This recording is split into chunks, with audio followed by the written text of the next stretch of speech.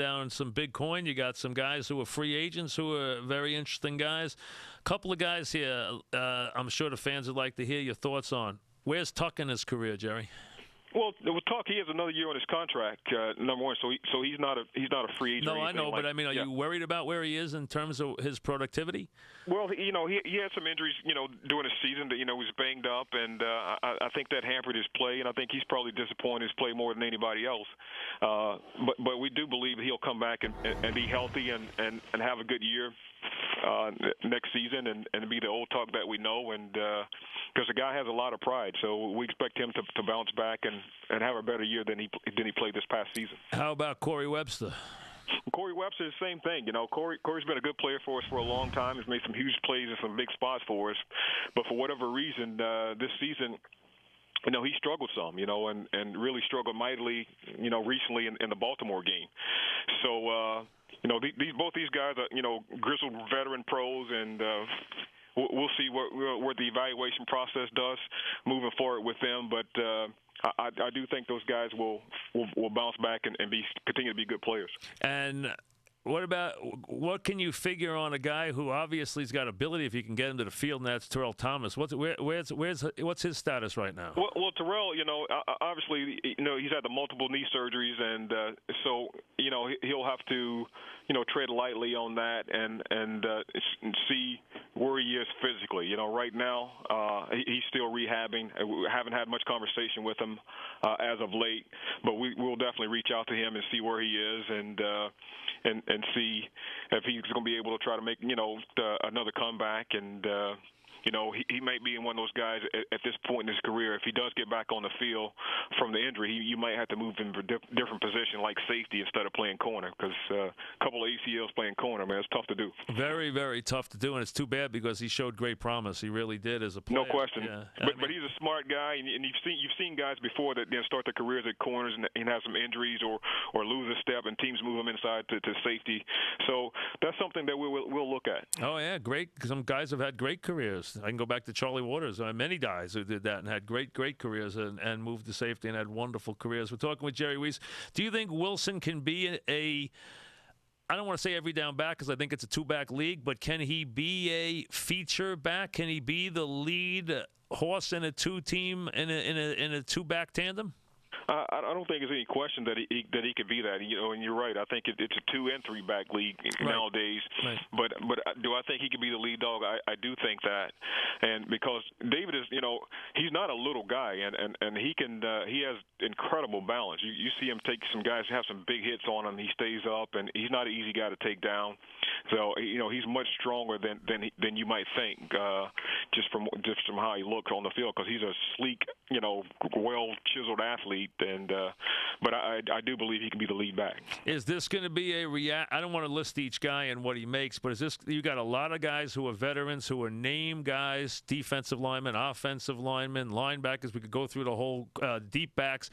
Some of them going to have to take a reality check money-wise. Is it going to be some tough love and some tough situations here for the Giants with a lot of these name players?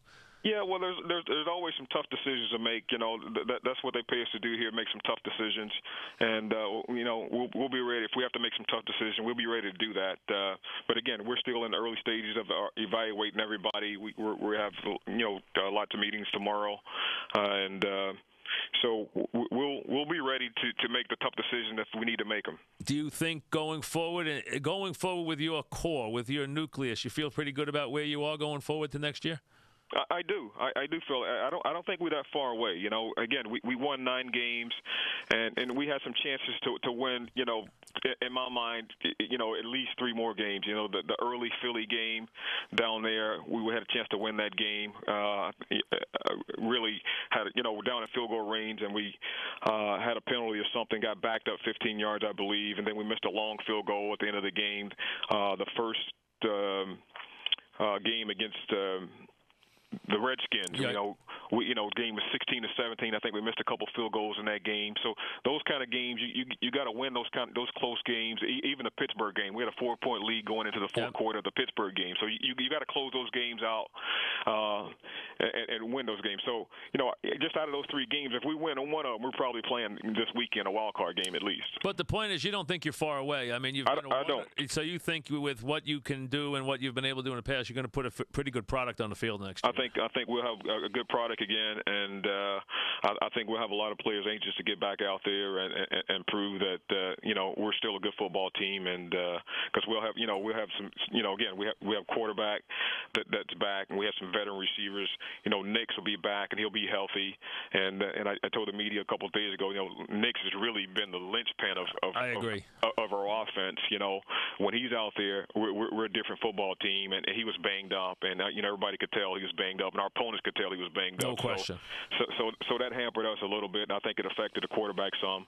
But we expect him to come back and be 100%, and along with some other pieces that we have in our offense, defense, and special teams, and I don't think we're that far away. All right, 2 things, Jerry, before I take a quick break, and then I'll come back with Tom Coughlin. Number 1, how shocked are you to see 3 rookie quarterbacks playing on Sunday in the playoffs this week?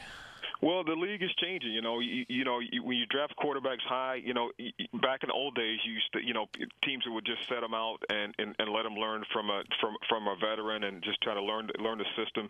But nowadays, everything's changed, and teams, draft guys and they cater to their skill set, and like the RG3 at the Redskin, the offense they run is perfect for his skill set. Is this a freaky year with freaky talent, or are they going to put? Is this going to be expected of other rookies in the years to come? Well, I think when you draft guys high, any time you expect them to come in and help your team. But just like all rookies, after the league, get a playbook on these guys, it'll be a little bit more difficult, I think, for them moving forward. But just like Cam Newton, nobody could stop him last year, and he struggled a little bit because every team got a playbook on him. Okay, this is what this guy is, this is what he can do. So when teams get a playbook on, this is the pros. These guys can counter and try to take some things away that you like. So, but it's good for the league to have these young quarterbacks, and it makes the brand even greater to have these young guys in the playoffs, and the National Football League is a great brand. You got one NFC team you think is hitting the playoffs on the right note this year? You know what? I don't know. You just never know week to week. But it looked like the